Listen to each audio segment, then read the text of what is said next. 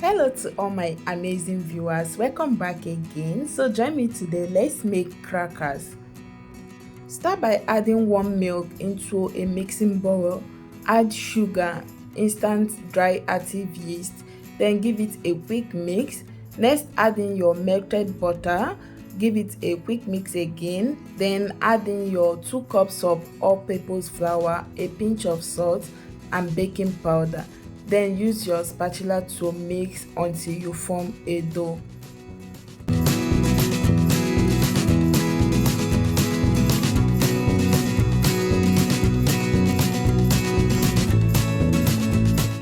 So once you form a smooth and non-sticky dough, take out the dough from the mixing bowl and place it on a clean dry surface. Then divide the dough into 2 portions. Take 1 portion aside.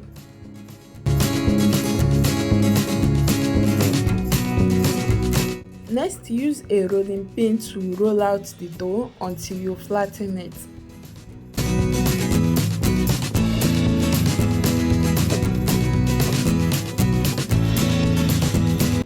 Then once you are done flattening your dough, use your pizza cutter to cut out the edges to make a rectangular shape, and after that cut the dough into any size and shape of your choice which you want to give your crackers.